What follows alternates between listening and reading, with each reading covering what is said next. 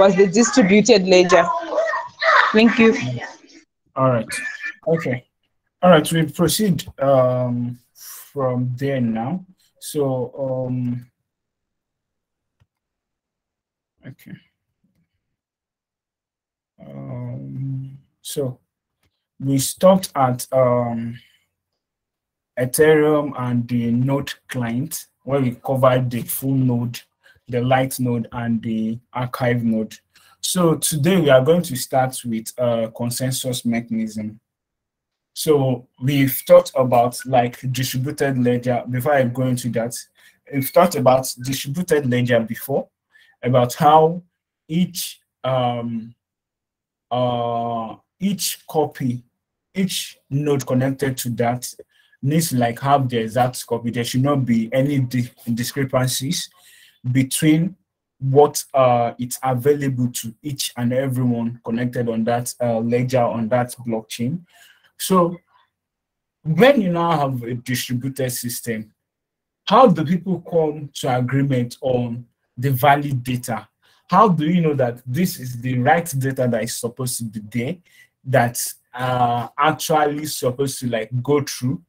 Or is it, how do you know, like, to ensure that the people connected on the network have the right information, or how they have wrong information?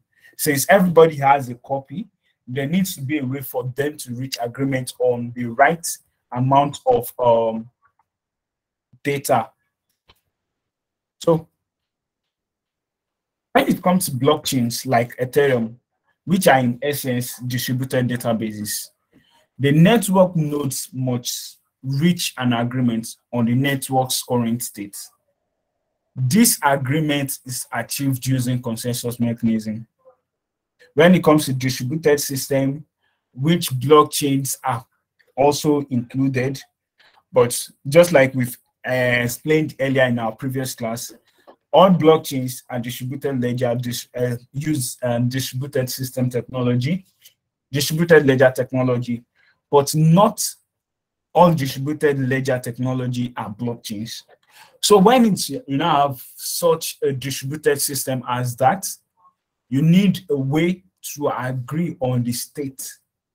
Specifically, looking at Ethereum, as we said in our previous class, Ethereum is usually referred to as the world computer, which like holds something we call the global state, which is the state available to everyone connected to Ethereum on the globe.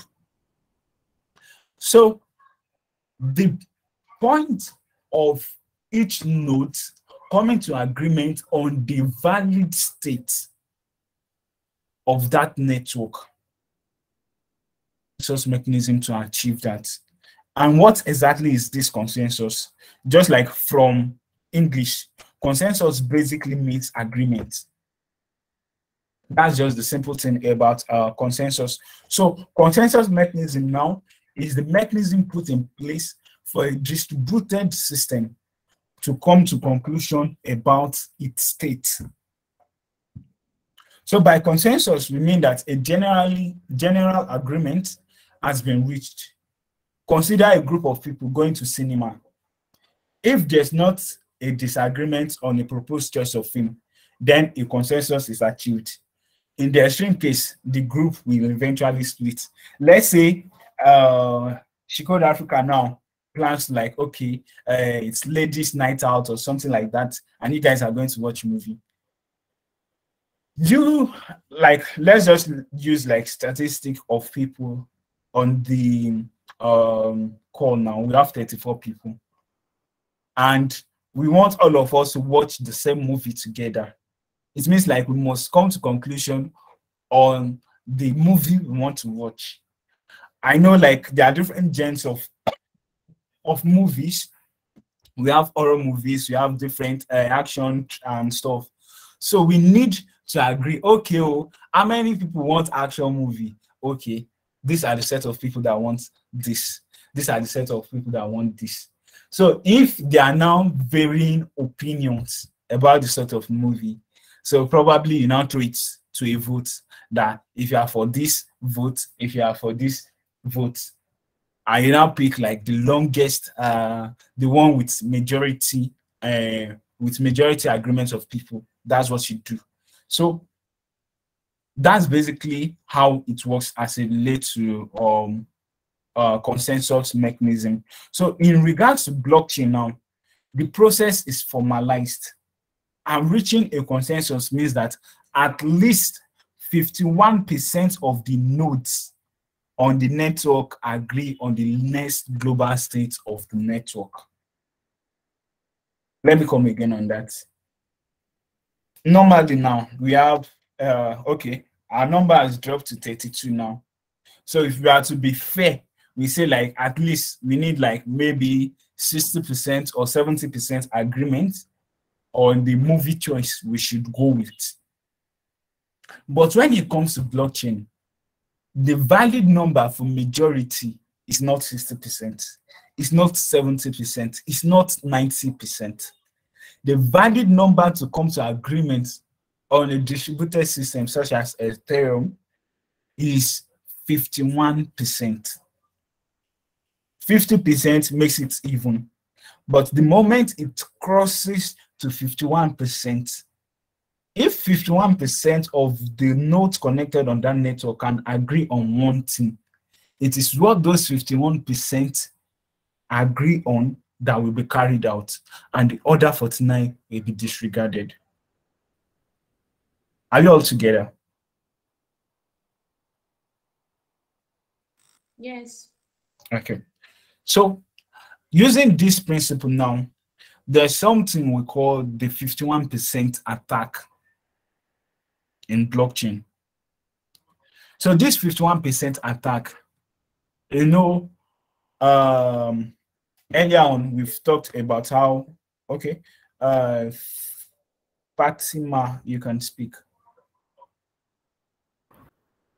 Hi, I want to confirm, is the consensus only for Agora, sorry, for Ethereum, or is it for every blockchain platform? So 51% consensus. One thing is there are a lot of blockchains available and their architecture differs from each other. So for Ethereum and other EVM compatible chains, the 51% applies to them. So when I say Ethereum and EVM compatible chain, I mean like chains that are derived from Ethereum. So which includes Polygon and stuff. So for those ones that are dependent, like derived from Ethereum, they follow this kind of pattern also to like implement their consensus mechanism. We are going to come into like the different types of consensus mechanism used in blockchain. But for now, let's take it gradually, step by step, so that we like get a good overview of it. So now, as it now relates to like blockchain, we have something called 51% attack. We call, you know, in my previous class, I said blockchain is basically chain of blocks. Transactions are being bundled together and linked according to blocks. So this block, if someone wants to manipulate it, it means that they have to like have 51% control of the network. And the reason why it's like that is, let's look at current nodes connected on Ethereum. They are much. And if you are like, let's say an hacker, and you want to like perform something like this 51% attack, you will discover that like it is, you are spending a lot to achieve nothing.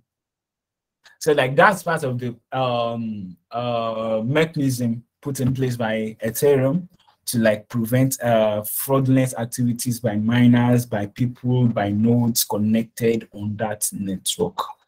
So that's it on that. So moving on, a consensus mechanism, also known as consensus protocols or consensus algorithm, allow distributed systems, which might include networks of computers, to work together to stay secure. So for example, now, if we've used AWS before. You upload your data there, you store them there. And sorry, give me a minute.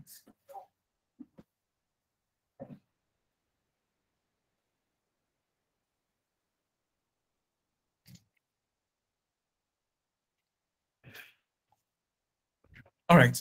So let's say you've made use of AWS before, any of these cloud platforms. Even Google Drive, you store your data there. You know, this data are stored somewhere in a centralized server. And most of the time in AWS, you have like this fault tolerance, 91.999 availability of AWS, which enables that whatever it is that is the data you place there, it is being replicated in different like regions, so that if one location is down, you can still access your information. So, but as it now relates to blockchain now, because it is a distributed network, it is not centralized. Everything for this distributed system, for them to stay secure, they need to like come to an agreement on what is obtainable, on what they are going to do to like reach agreement on the current state of that blockchain. And in this doing, just like you have like, let's say for people that bake now, you have a specific algorithm you use to bake cake. Algorithm in the sense, algorithm basically is just a way of you solving a particular problem. So like for you as a baker now, your algorithm will probably be your recipe. Like let's say your recipe for any type of cake. You have those steps that must be followed to like achieve that kind of flavor.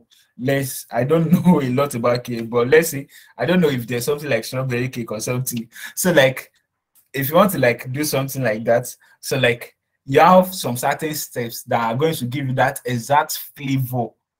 And if you miss any of those steps, you are sure that what you are going to get is not going to be the exact thing you want. So also in consensus protocol, consensus mechanism of distributed system, there's an algorithm that is followed. There's a protocol that's been followed for these nodes to achieve, get this agreement achieved. So like the reason why we are going into this is because as you start writing your smart contract, these are going to be stores that you are going to be working on day to day. So it's good that you understand like the intricacies now, because every other thing we'll be doing from now henceforth are going to be built on what we've learned before. If you've noticed now, every single thing I've been saying now is built on what we've taught in our last class. So which is why I will advise now I'm derailing a bit just to make sure that everyone is on the same page. One of the things, see, blockchain technology, blockchain space, smart contract is a fairly new environment. So like now that you guys have the opportunity to like learn this in a collaborative manner, please and please, if there's anything I'm saying that's not clear, please call my attention. Don't be shy to ask questions. That's why you are here. So in as much as possible, try and derive a lot of value that you can for your time during this period, during this moment. So moving on to like what we are explaining. So this consensus protocol and consensus algorithms, they are usually used interchangeably. When you use consensus protocol, it's the same thing as saying consensus algorithm. But protocols and algorithm are different. A protocol basically is a set of rules defined in the standard that governs how a system and its many functioning parts operate and interact. So protocol, let's say protocol is like, let's say, constitution. But algorithms are like exact recipes on how to solve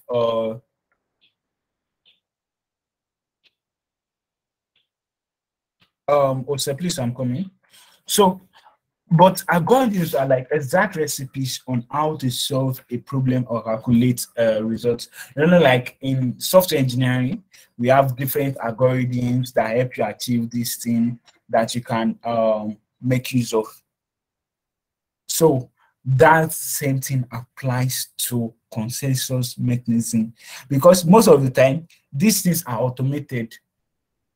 So if like probably you're trying to implement something on your smart contract and you feel like it's not like giving you the results you want, it is actually to check if what you're building actually fits into something that some of the protocol rules set down by the blockchain you're trying to build on. Ose, I think it was Ose that raised hand.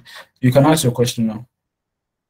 Yeah, thank you so much. And thank you for saying that we can ask our questions. So please, you lost me at saying that Ethereum has a 51% agreement for nodes in their global chain of network. I think that's where I got lost. So please, can you just quickly brush over? I got the algorithm part. I understand everything about the algorithm part. Can you just please brush over what happens after the 51% agreement consensus level? Okay. All right. Thank you Before so I much. answer that, you're welcome. Is there anybody that still has issues with that, or probably still wants to go over some of the things I've said in our previous class? Please, blockchain, this thing, it can get confusing if you miss the process. And please, sorry to derail. I don't want to waste your time, but it's because these are some of the I've trained a lot of people when it comes to like this blockchain stuff, and me myself, I'm still learning. I can tell you that most of the time, one of the mistakes that happen to people is saying like, let's say the way you are learning now, and saying that I will watch the recording. You know that something is not clear to you, but because maybe for some reasons you don't want to ask and say, yes, there's recording, I'll come back to the recording. A lot of the times you will not come back to that recording. So just save yourself the stress. If there's anything as I'm speaking in class that's not clear, so please call my attention to it. Okay, Fatima, you can ask your question. Is it on the same thing Ose asked? No, it's quite different. My own is, I'm kind of confused on how they actually reach this consensus, because I understand that blockchain receives nodes from receives like the agreement comes from different nodes of the blockchain. So is it that they will send like, I don't know, is it that they will send like a souvenir or something that they will now reach the consensus, or how do they get to talk to themselves and like 51% of the group actually? And who are those groups? I don't know, my questions might sound dumb. It's just that I'm trying to figure it out in my head. Okay. All right. Okay. I have 2 questions now. Any other question? So I just take everything else. Judith, yeah. Yes, you have talked about miners 2 times now. So I'm confused on that side. Is a bit confusing. I'm going to explain it once we get to like the types of like types of consensus mechanism. So just hold on a bit. Okay, thank you. All right. So to explain it, let's just look at it now. We all access Google Meet now, right? And all we needed was the link, which is what is here. This link is what brought every single one of us here to join this meeting. If you click on this link now, it is not supposed to take you to another meeting.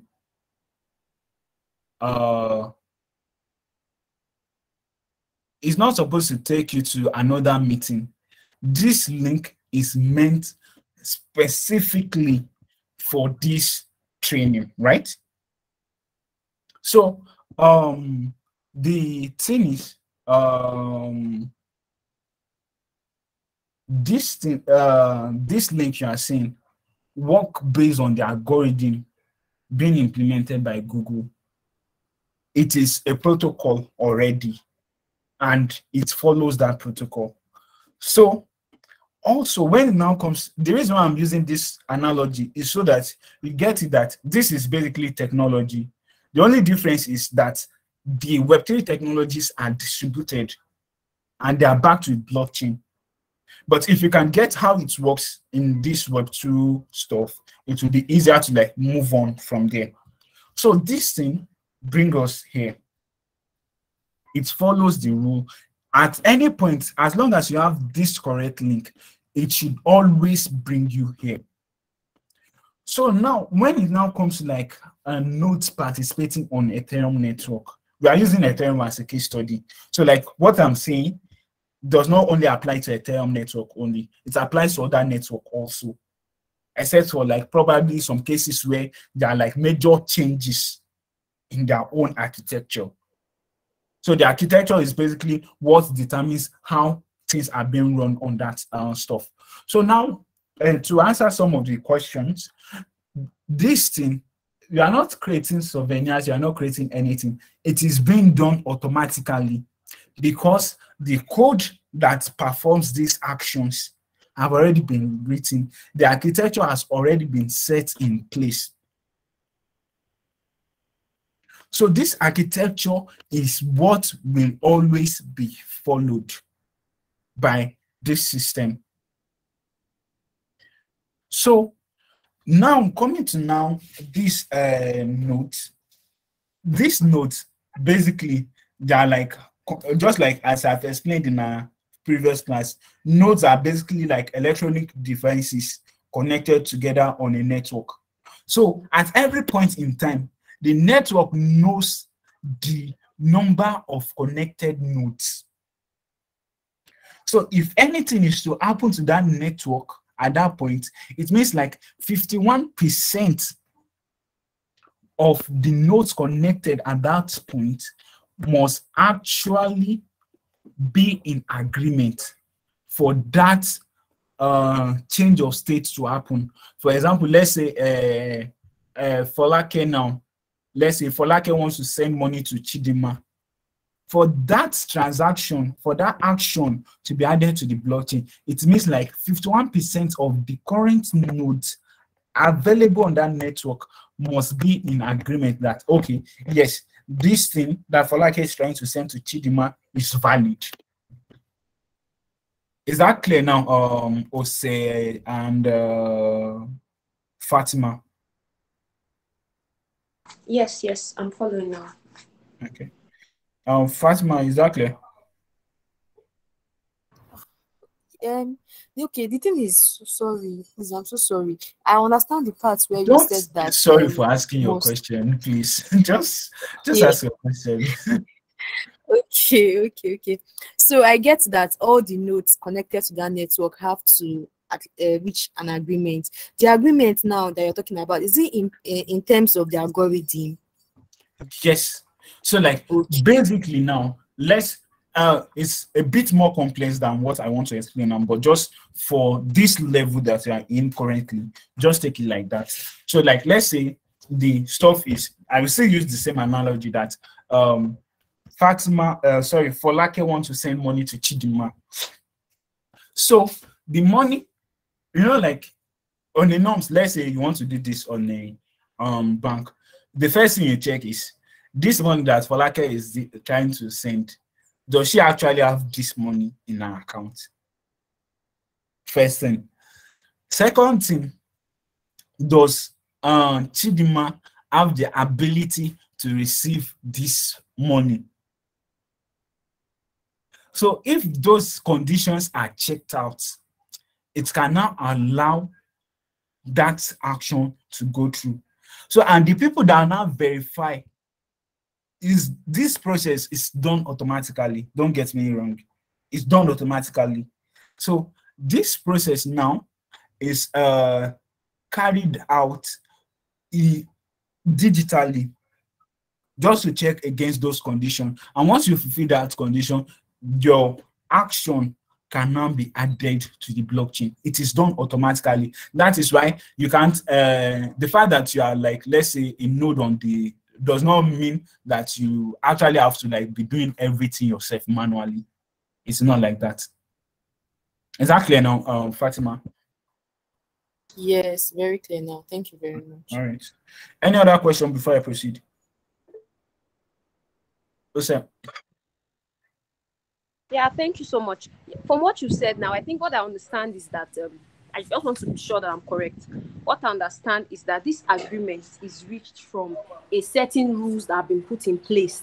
So when these conditions are met, then this note cannot come to a certain level of agreement. I hope I'm correct. Yes, you know that you are correct. And you know that like the way the reason why it's like this is because since it is a distributed system, you don't want a scenario where, like, let's say the copies available to Chidima, Adiola, Ose, Judith is different from what is available to Gloria, Vanessa, Fatima, and Onopemipo. It has to be the same thing. So that is why at every point, it's like a transaction has to be added, and everybody on that network needs to like see that this is a valid thing, because once it has been added, it cannot be reversed. So that's why it is necessary to like see it like this. Anything that relates to distributed system, see it like a global singleton. Singleton in the sense that singleton, I mean SINGLETON. So this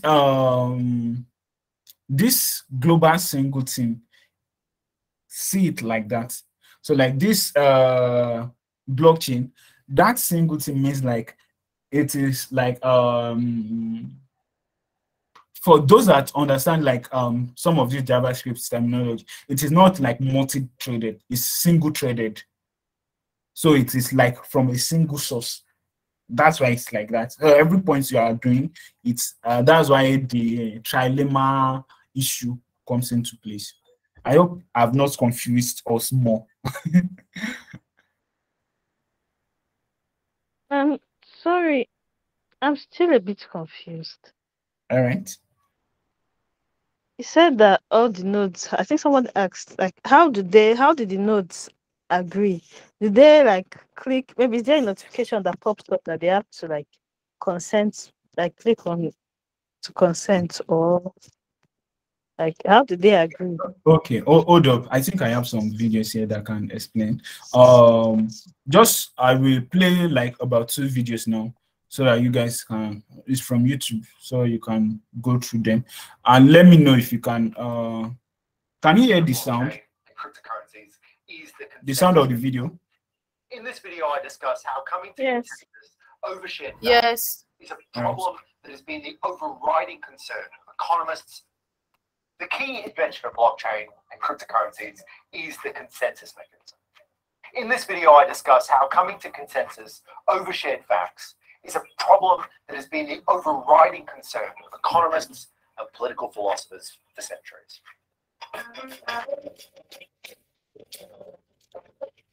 At the heart of Satoshi Nakamoto's invention, Bitcoin, is its consensus mechanism. All blockchains need some way to come to agreement about what the contents of their shared ledger is.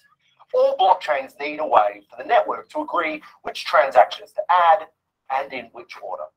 In a centralized system, that agreement is easy to come by. The central authority holds a master copy of the ledger, notifies everyone of changes to the ledger, and ensures everyone is keeping an accurate copy. But central authorities aren't always trustworthy, and central authorities are a single point of failure or a target for attackers. Satoshi Nakamoto needed a way to come to agreement without that central authority. Another way to think about this is called the Byzantine general's problem. Imagine a Byzantine army surrounding a castle on all sides. The army is organized into divisions, each led by a general of equivalent rank. How can the generals come to agreement about when they should attack the castle? Communication between each general is imperfect. That communication might be intercepted by the enemy. Even worse, some of the generals might be corrupt. They might want to intentionally disrupt or undermine the coordinated offensive. The Byzantine general's problem describes the challenge of achieving a consensus in a distributed, decentralized system when information flows imperfectly and in the presence of adversaries. Satoshi Nakamoto solved the consensus problem in blockchains by using what's called a proof-of-work puzzle. Essentially, miners compete against each other to solve a computationally difficult puzzle. The winner of the contest has the right to group new transactions into a new block for the network and claim a reward in Bitcoin for their trouble. The idea is that it's more profitable to look after the network than try to attack it. For a large popular network like Bitcoin, the proof-of-work consensus mechanism is very robust. It solves the Byzantine generals problem, but it's also slow and inefficient, and it uses a lot of energy. A number of blockchains then have been experimenting with alternative consensus mechanisms that might speed up the process and reduce energy waste. For example, proof-of-stake mechanisms ask validators to stake a certain amount of cryptocurrency in exchange for rewards, and at risk of confiscation if they undermine the network. Other approaches, such as practical or distributed Byzantine vault holder networks, allow token holders to vote on who will validate new transactions. These are technical issues, and there's an enormous amount of work on crypto economics and computer science going into developing better, more robust, more efficient consensus mechanisms. But I want to point out that in a very real sense, the consensus mechanism, the Byzantine generals problem, is the basic problem of all human activity, not just blockchains, the economy and society in general. We need to coordinate our activities with each other, to work together, to make trades and to build prosperous countries. But information flows imperfectly and some people might act opportunistically. The Byzantine generals problem comes from the field of computer science, but it turns out... Going to all detail, I think there's another one. Okay, let me use this. I know that might be because of some of the things there. Can you guys hear me? Yes, sir. Okay, so let's go Yes. through this. After this, I know like this one explain proof of work and proof of stake, but the basic thing I just want you to get for now is the consensus mechanism. We are going to go over the proof of work and proof of stake together. The hype word of 2018. But do you know how a decentralized peer-to-peer system with no authoritative figure makes decisions? The answer lies in consensus mechanisms. There are various consensus mechanisms, but they all serve the same purpose: to ensure records are true and honest. The difference is the way the consensus is reached. Here, we will explore three types of consensus mechanisms. First, let's take a look at proof of work. In a proof of work system, transaction data is stored in blocks, validated by having people solve a complicated math problem attached to it. This is typically done by powerful computers and is known as mining. A reward in the form of a cryptocurrency is issued to the first miner who cracks the problem. Lost? Well, let's break it down. Imagine a group of treasure hunters trying to open a chest with a complicated lock attached to it. Figuring out the correct combination is tedious, but the first person to do so gets rewarded. Simply put, proof of work is a race to figure out the right combination on a treasure chest.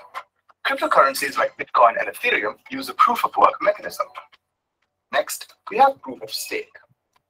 Here, the creator of a new block, also known as a validator, is randomly chosen based on how much stake they commit to the network, meaning to say the higher the stake placed, the higher the chance to be selected as a validator.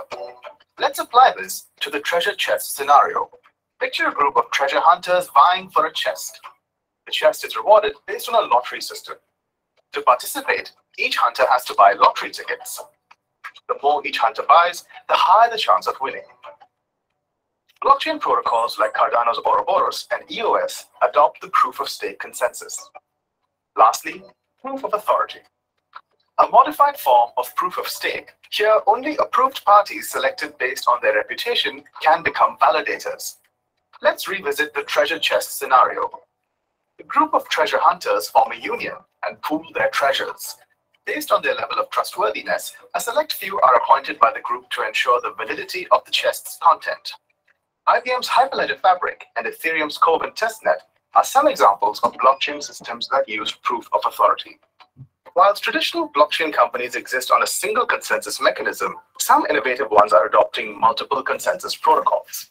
Take OPEC Foundation, for example, who is building a unique blockchain to store data collected on its tuition companion chatbot app by applying both proof of authority and proof of work protocols. Data, such as students' academic, extracurricular, and personality profiling records, are stored on the blockchain. and potentially validated by a proof of authority framework powered by Hyperledger Fabric. Validators in this instance are reputable educational institutions or even national registrars and respective ministries of education. This helps ensure that all student data is trustworthy. But who will work for free? Proof of work consensus thus comes into play to reward validators who have performed the work. With Hyperledger Fabric, each student record is secured with a private hash key owned by the student. The data can only be accessed when the students provide the unique key. This means student privacy is preserved and controlled by the student themselves. For example, when students apply to university via let's just stop here. Let's just stop here so that we don't dive a lot into some of the things we don't need. So,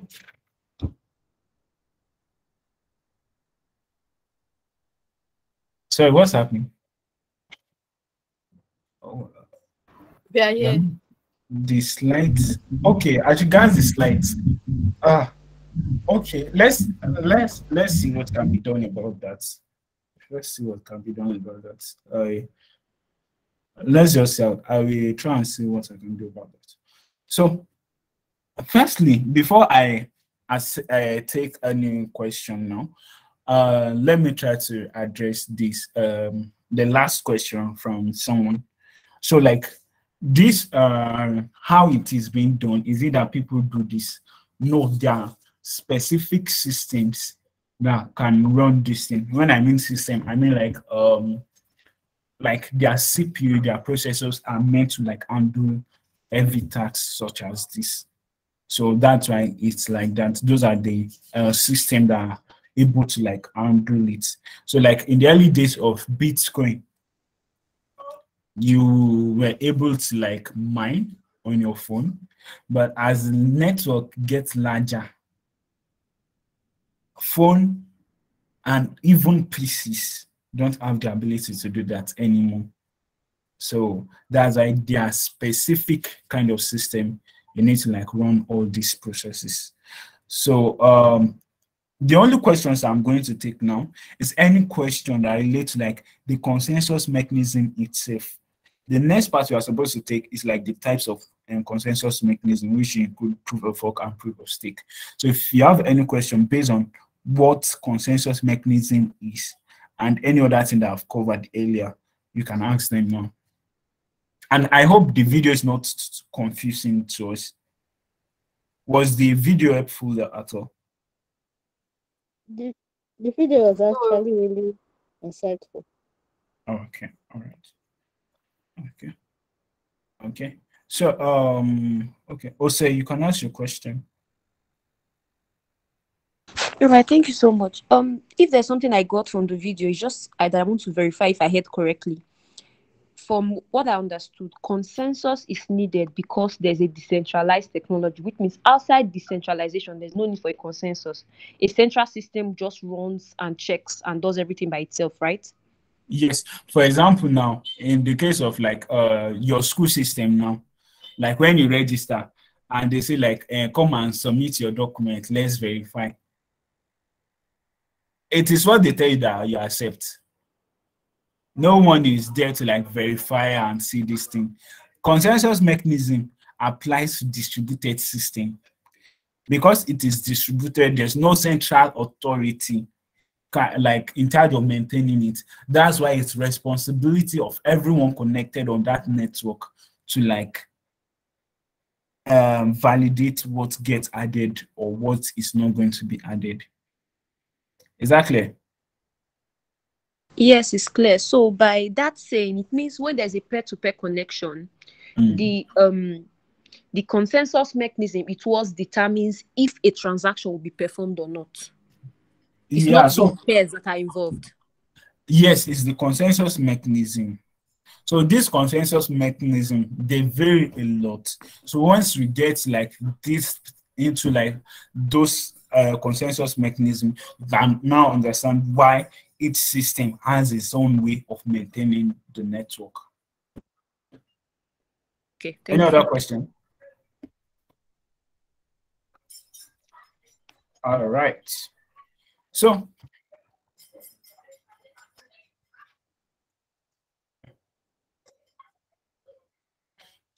the first one we have is proof of work. So Ethereum, just like Bitcoin, currently uses proof of work consensus algorithm. So in terms of block creation now, so you know, like blockchain, chain of blocks. So block has to be created, and this proof of work is being carried out by some set of people we call miners. And what these miners do is that they compete to create new blocks full of process transaction. In our previous class, I've explained this. Blockchain is like chain of blocks. And this block are things we call transactions. So each block contains a number of those transactions. And the work of these miners is that they need to create a new block so that this process transaction can be added to the chain.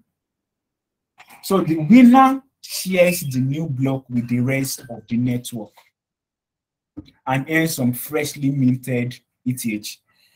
We've said they are competing. What are they competing against? Or what determines who wins? So there's a mathematical puzzle for each block, which is usually called the block difficulty. What the miners are to solve is what we call the block difficulty. And if these calculations of block difficulty are being carried out by heavy systems, because it is more memory intensive. So that's why you cannot do any of these processes on your phone anymore. So the race is won by the computer, which is able to solve the math puzzle fastest. So the first person to solve this block difficulty is the person that gets rewarded. So, you know, like, since these things are energy consuming, you need a way to incentivize people so that they get reward for what they are doing. And this reward is given to like the first person to solve that puzzle for that block. So, and once you solve it, you broadcast it to the network, and it's available for everyone to see. So, and once you do this, this now produces the cryptographic link between the current block and the block that went before. Solving this puzzle is the work in proof of work.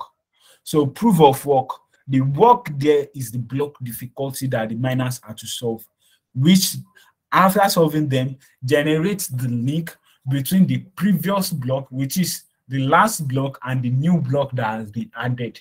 Because it is blockchain, chain of blocks, each block you have to like make reference to the previous block before you can add a new one. So that's that on proof of work. Is it confusing? Is it clear or not clear? Let me know.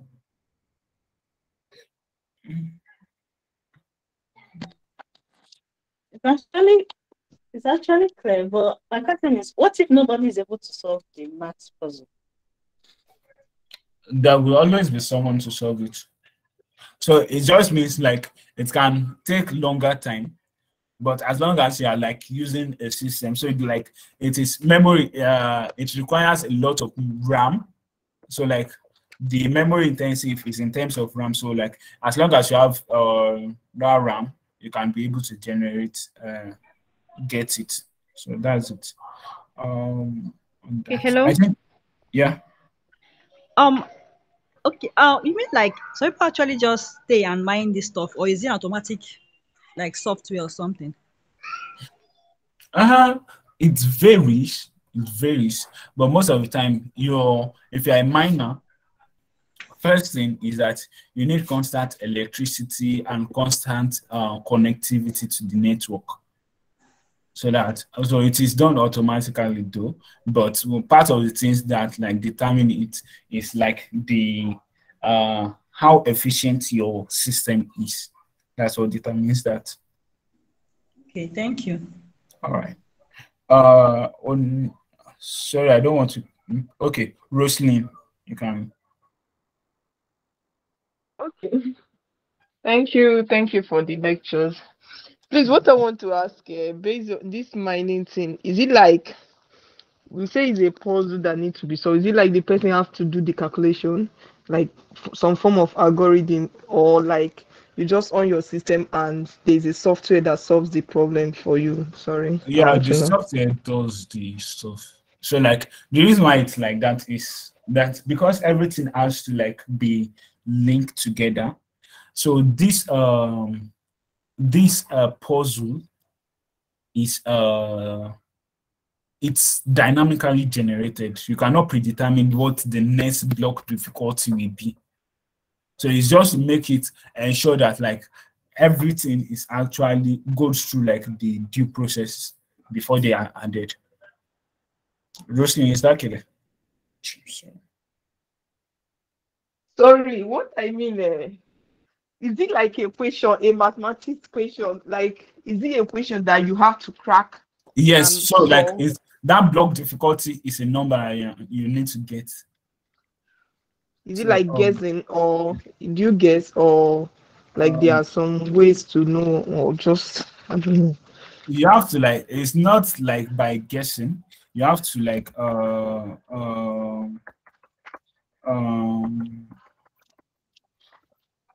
you have to like walk through it. I'm going to use this to explain. Proof of work by Whiteboard Crypto. Yeah. So before I play it, so let me take the questions first.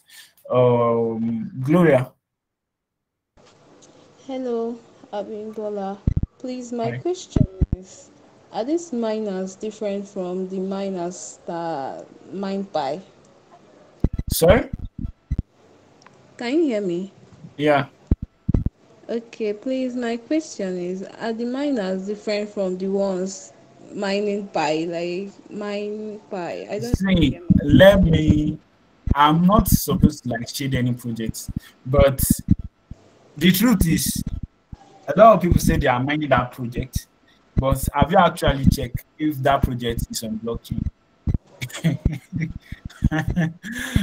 So like it is totally different. Those people just use the name to like get their customers and get people to like work on it. I'm not going to share their projects here, but it's not truly a blockchain project. Let's leave it like that.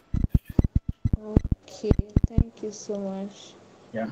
So like as we are going through, like that's part of the like good things about this class. As you are going through this class, you'll be able to like point out like some of the reasons why you think like this project is fully a blockchain project. This project, they are not saying the truth about what their project is about. You should be able to get that as we proceed along this project discourse. Yeah. Okay, thank you. All right. So the next person is Aisha. Yeah. Okay, good evening, sir. Good evening, everybody. Yeah, that video you showed us, or is it the slide? It was written there that we have block of creation. Like before this class, I actually thought the blocks are the ETH and Bitcoin. How is it different? I don't understand that part. Sorry, come again. Okay, I said the block of creation. What does it mean? Like I know ETH and Bitcoin said they walk through hello. I can hear you. I can hear you. Okay, yeah, he said the Bitcoin and Ethereum they work through power of work. So I don't understand the block of creation. Like what does it mean? Okay. Just to answer your question, well, I'm going to show you guys some practicals on that. So I'm not supposed to go into that today, but because of this question, probably our class might be longer, but I will give like a demo on it. Don't worry. So that you can what you actually need is the demo. I've explained theoretically before that transactions are combined together in a block. So those blocks contain transaction and those blocks are linked together. That's why it's like that. So what determines, like, before a new block is being added to the blockchain, that's why you have to like go through that proof of work, proof of stake to like come to agreement that, okay, this is the next one to be added. Yeah. Ose. Thank you so much. I really apologize. I'm asking a lot of questions today. I just want to really be Please, clear. please, wait, let me say this. Please, as long as you are here, please, when you want to ask questions, don't. I know we are, a lot of us here are Nigerians and we are used like all this lecturer. Please ask your question. I'm not sorry for asking questions. Please. Don't be sorry for asking your questions, please. You can proceed. Right. Thank you. Like what I really got from the understanding mining as a whole, I want to know if I'm correct. Mining is like we all go to a field as miners. They tell us, okay, there's gold here. The first person to find the coordinates to where the gold is located gets a reward. Exactly. Just like the yeah, video that was animated. Like that, yeah. So I would say that for that, it is whoever that detects it first. The fact that somebody can detect it just a second after doesn't make the person a winner. It's the person that detects it first. And by that person detecting it, the person owns something from it, which is a new block. Yeah, so yes, that's it. That's correct. But then how does he, because I saw something like a distribution, how does he distribute I don't know what they distribute into the network? Okay. Because from what you explained, I was seeing something like distribution. I'm going to come to that. Just hold up. That will be explained in the video you get, the video on proof of work. Just hold on a bit. Sorry. Aisha, do you still have questions? Because I think I've answered you before, but the hand is still raised. In case, if it is another question, you can ask. No, sorry. Thank you. Ifoma.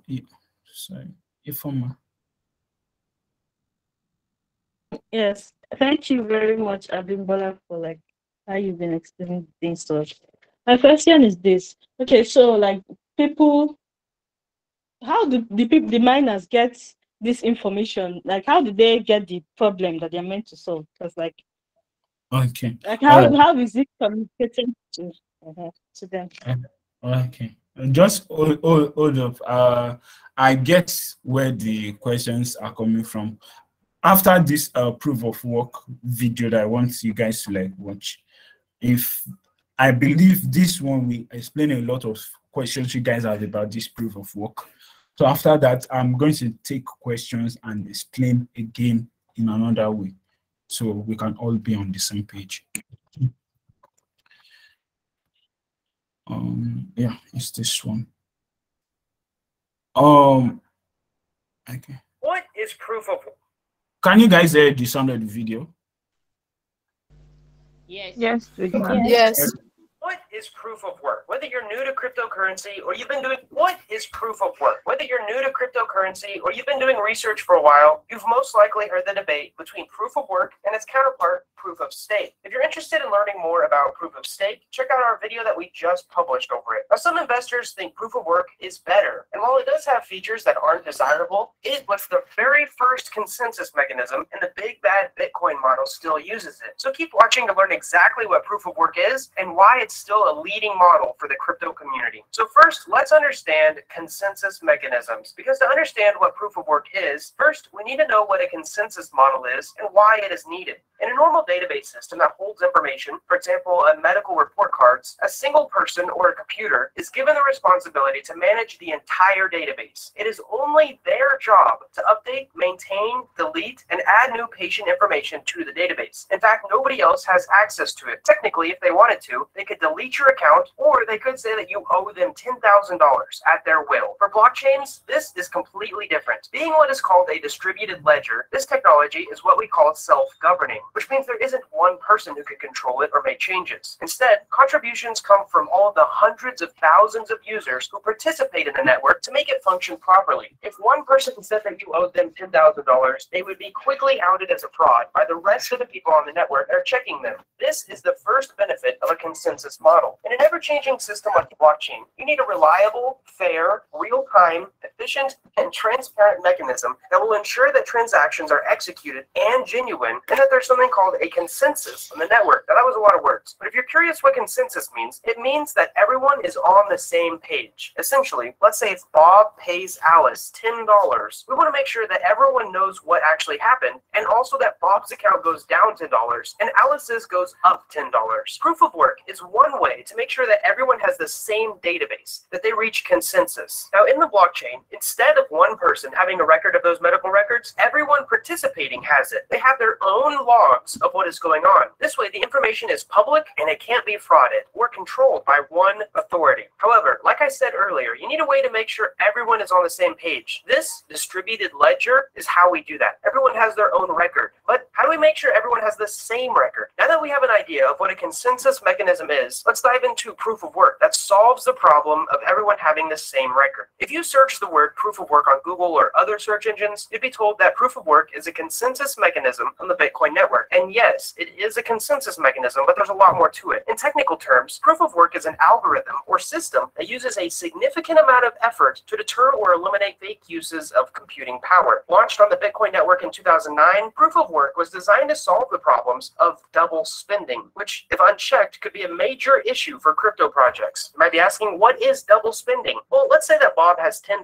Basically, we want to make sure that Bob doesn't pay Alice $10 and then go and pay Sally $10 as well, even when he only had $10 to start with. One of the jobs of proof of work is to ensure that this does not happen. Well, this is easier on a centralized system because of the central authority, or in other words, one person can check and make sure that it didn't happen just by looking at their records. It is much more difficult and harder and even trickier to solve this problem on the blockchain, where millions of people have their own record. Double spending on a network is bad because it makes duplicate coins, it reduces the value of the coin, and it basically makes the currency worthless and unpredictable. So let's go into how proof of work works. Bitcoin, like every other crypto project, is blockchain based. Now, being a decentralized ledger, and you can actually watch our video about decentralized finance if you're curious what some of these terms mean, this technology is tasked with the responsibility of storing information permanently and safely. And as the name implies, blockchain comprises blocks, which are then verified and then added to the network's chain. Each of the blocks contain information of the recent transactions verified. So basically what a block is it is literally just a list of transactions in a specific time period. For example, one block might have Bob pays Alice $10,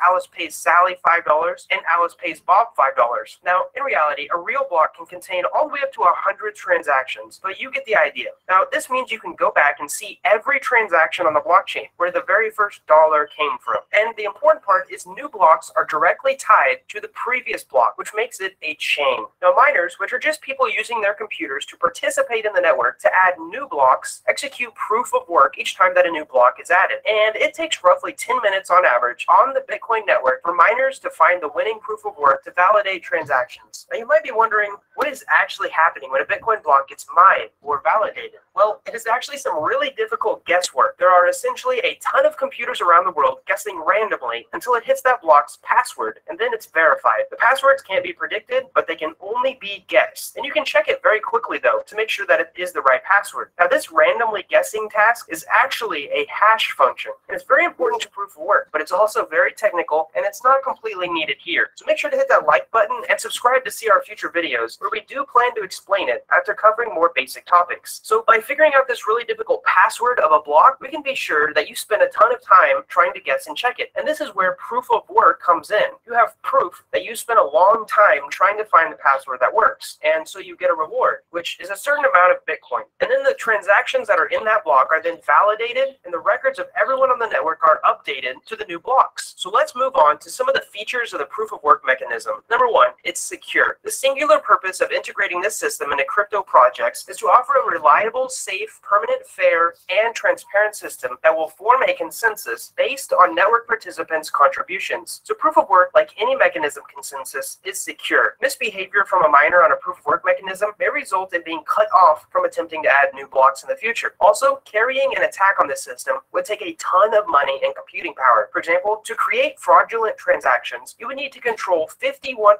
of the network's power, which is equal to hundreds of billions of dollars in hardware today. And because it's so expensive to make fake transactions, we can assume that it's safe and secure. Secondly is consensus. this? Because miners broadcast the detail of a transaction when they add new blocks to the network. Now, once this broadcast is made, nodes leave what they're doing and they double check the transaction to ensure that the asset to be transferred has not been double spent. Remember, consensus means everyone has the same record.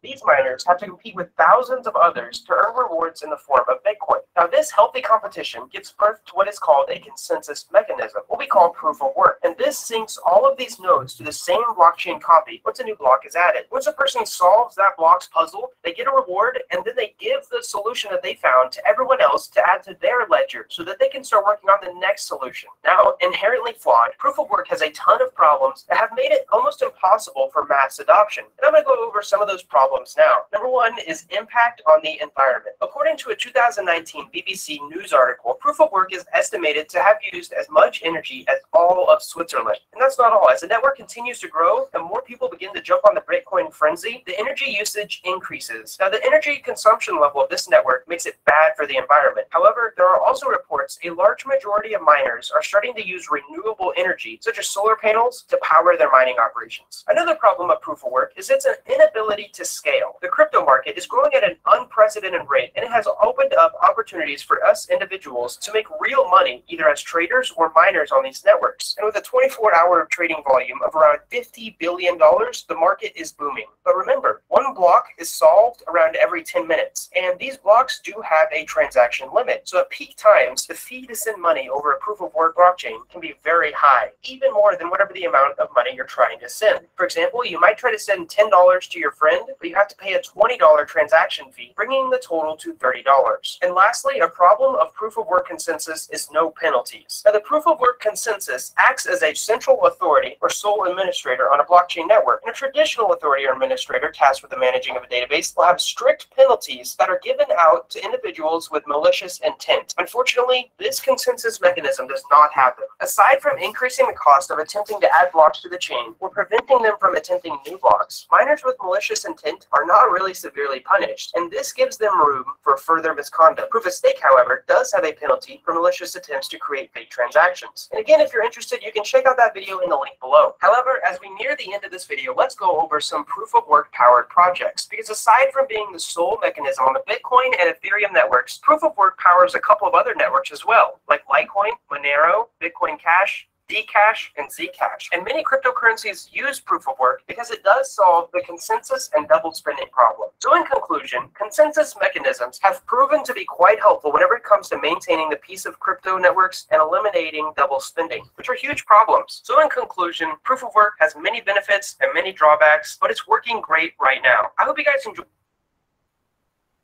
All right. Okay. So are we clear now? Okay. All right, this is the link to the video. So, and another thing is to get like more information about like that whiteboard crypto channel. Try and go through like lots of the videos there. Like it's quite explanatory enough for you to like understand. So, to every other person, everybody on the call, that I hope like the explanation on proof of work is clear now, or if you have questions on proof of work, you can ask me now.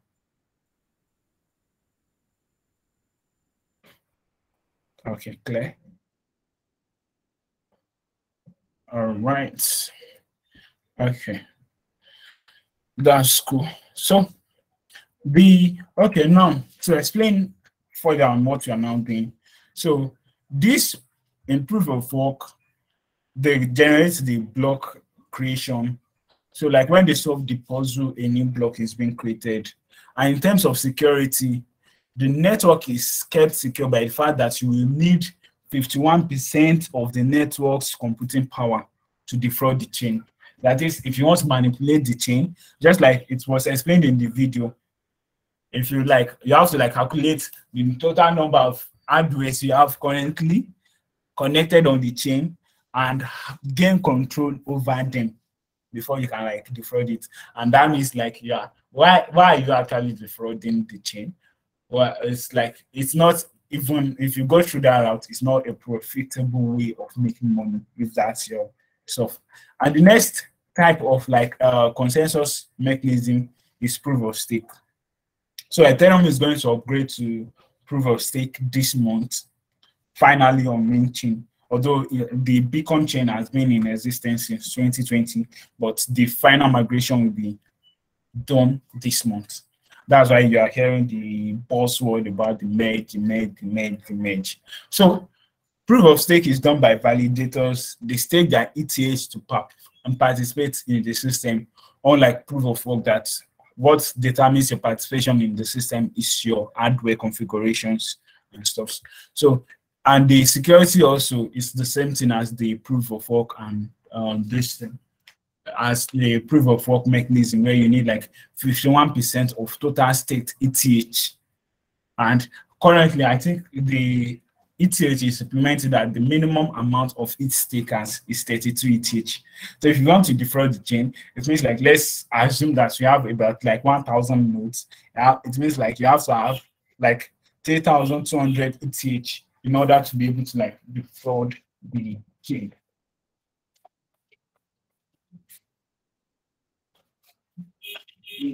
So that's it on that. And if you notice, like I've been saying a lot of stuff about transactions. So I'm going to go over that and stop there. So transactions basically are cryptographically signed instructions from accounts. An account will initiate a transaction to update the state of Ethereum. The simplest transaction is transferring ETH from one account to another. So you can do as much complex transaction as possible. So that's one thing you should note is that we have two types of accounts when it comes to Ethereum. You have the smart contract account and you have the externally owned account. The externally owned account is what's generated from you when you connect with MetaMask, Trust Wallet, Coin Pocket, Token Pocket, and all those like decentralized wallets. But contract accounts are controlled with code. So like when you guys are starting to like do your smart contract development, you guys are going to be creating contracts that will be linked to addresses, and these addresses will be controlled with code. So that's it on that. So, and one thing you should note is that a transaction will always be initiated from an externally owned account. A contract account cannot initiate a transaction. Take that into note. Contract account cannot initiate transaction. So an Ethereum transaction refers to an action initiated by externally owned accounts. In other words, an account managed by human, not a contract. So for example, if Bob sends Alice 1 ETH, Bob's account must be debited and Alice must be credited. So this state changing action takes place within a transaction. So transaction basically is when you want to like update the state of the network. So transactions which change the state of the EVM need to be broadcasted to the whole network. So any transaction that you are trying to initiate that like cause state changes actually have to like be performed by the EVM. I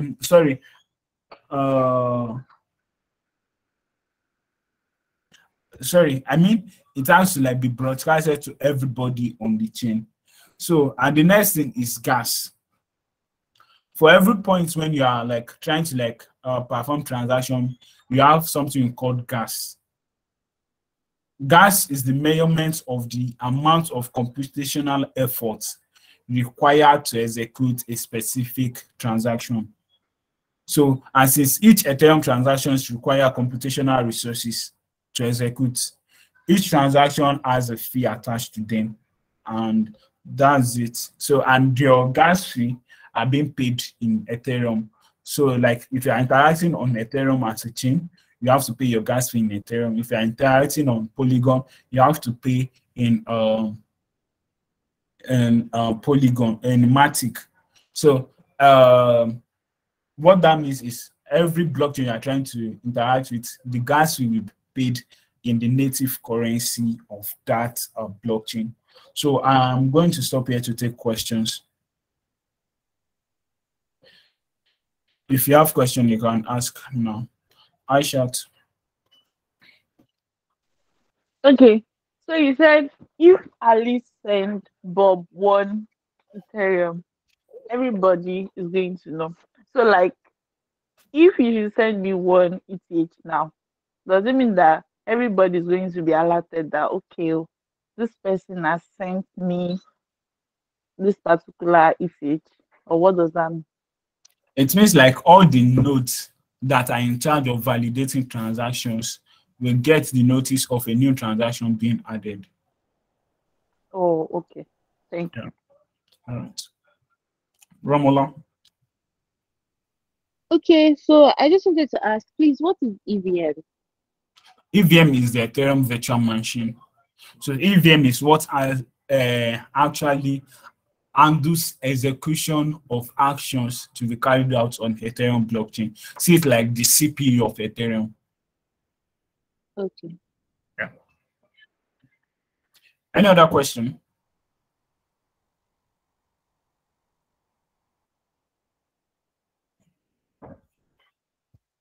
So, does the silence mean we all understand?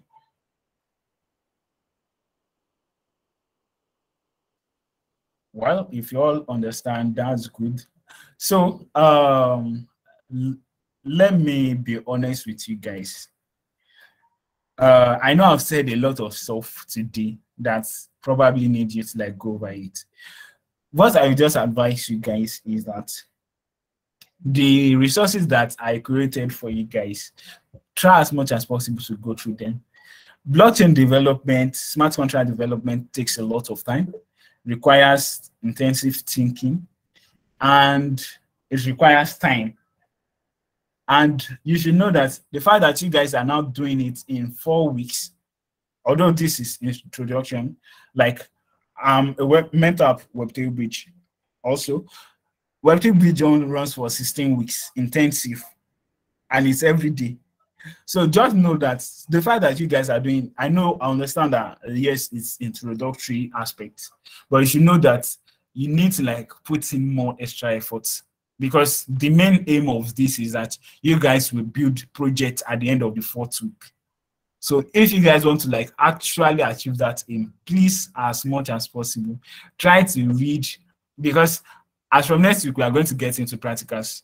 And the reason why I'm going through all these things is so that when you start writing the code, it does not really get too confusing for you guys. So please, as much as possible, try and ask questions. And I've noticed that the Slack channel, you guys are not asking, you guys are not bonding, no questions. It's just like when the moderator comes that I think the channel is active. You guys, the channel is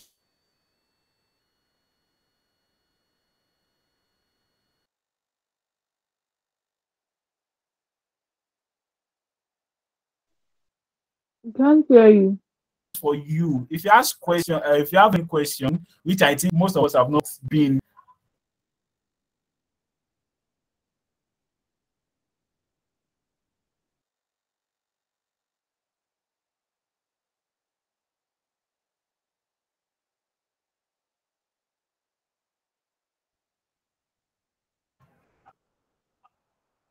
Sorry, can you hear me? Yes, we can Yes. now. Okay. Yeah, so I said like the Slack channel, I noticed like it's not really active. Please, as much as possible, try to make good use of these 4 weeks. Let that tag me on any question you guys have, so that we can actually like be able to like achieve that aim of you being able to like build at least a basic smart contract by the end of the 4th week. There are a lot of things to learn. So that's why I'm trying as much as possible to like strike a balance between the resources and not getting you guys overloaded with like information. So I know it's not easy, but please try. That's how you guys are. You guys are here. Yeah. So Ramola, you can ask a question. Okay, so I forgot to ask. You said a contract account cannot initiate a transaction. Yeah. Yeah. So I was just curious, what exactly are contract accounts, and what's the difference between them and what's the other accounts? Sorry. And why can't they initiate transactions? They cannot initiate a transaction because they don't have private key. So private key is what you use to sign a transaction. And contract accounts don't have private key. They are controlled with codes. That's what you guys will be doing in the smart contract aspect. That is, you create your smart contract written with code, and once you deploy it, it is available for everybody to interact with it.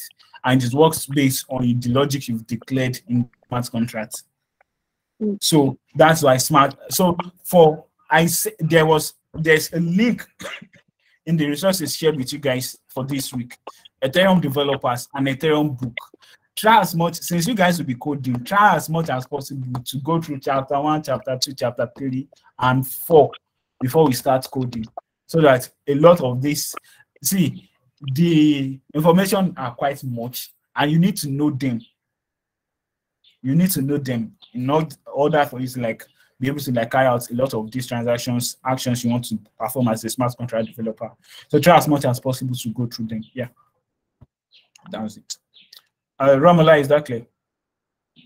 Yes, it is. Thank you. All right. Timmy.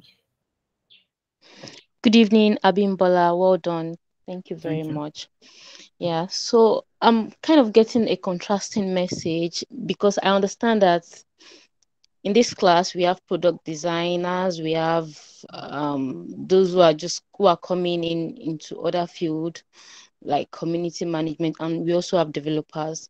So during the onboarding, I asked if this program is specifically for front-end developer, and I was told that it is not. It is for every aspect of, Web3. But then now you're talking about coding. So I'm confused. Okay.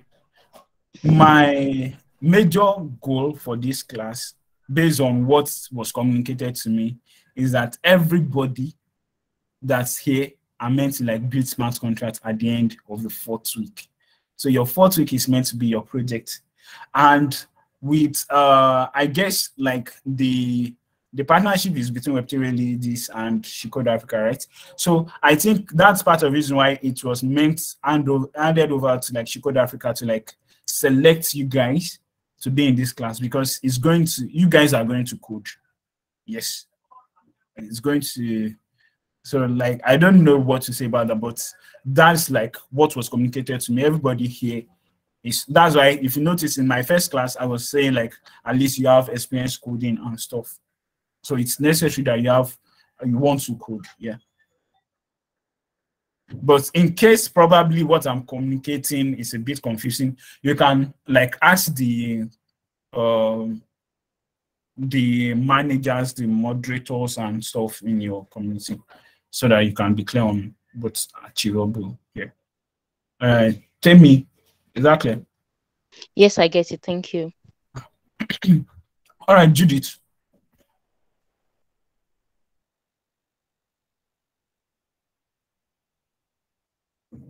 She no longer on call. Hello, can you hear me now? Okay, yeah, I can hear you. So I have a doubt that I want it to be clear.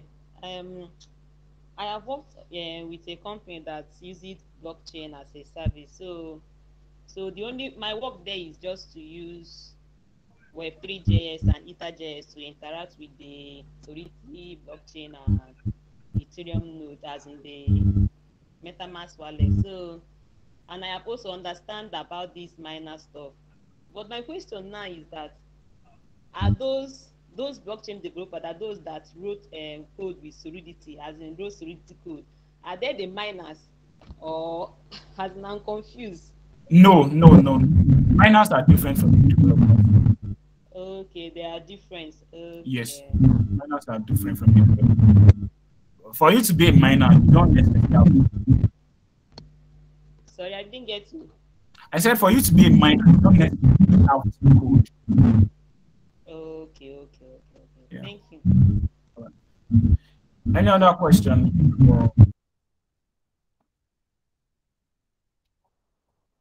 Sorry, please, I didn't get the last statement you made. For you to be a miner, you don't Necessarily have to code. You don't necessarily have to write codes. Yeah. Okay. Thank you. All right. So any other question?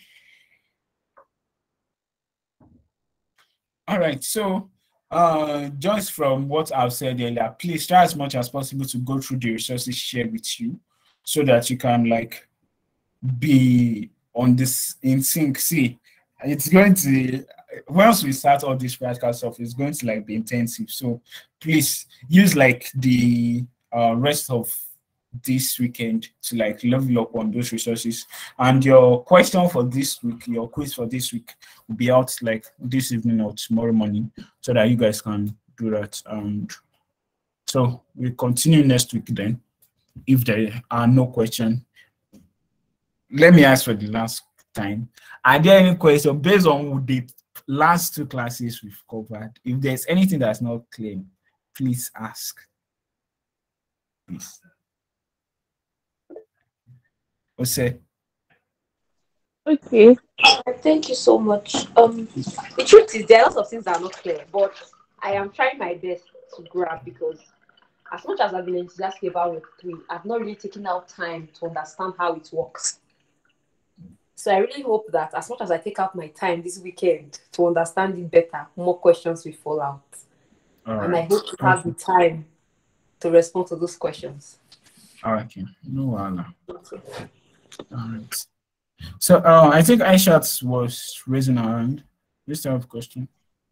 Yes, I was, but my question is not from the classes. It's just like a quick question I want to understand. May I? Yes, you can. Okay. So is NFT different from Ethereum? Because I don't understand that.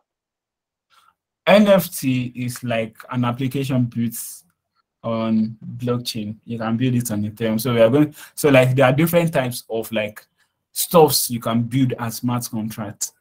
So NFT is one of them. DeFi, DAO is one of them. Yeah. All right. Thank you. All right. So like in response to what Aisha just asked, even if your question is not, as long as your question is about like blockchain, you can ask them before we end today's class.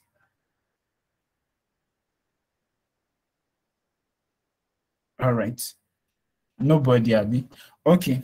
So you guys should try to, and I'm on Slack, available on Slack. So you guys should tag me if you have any question.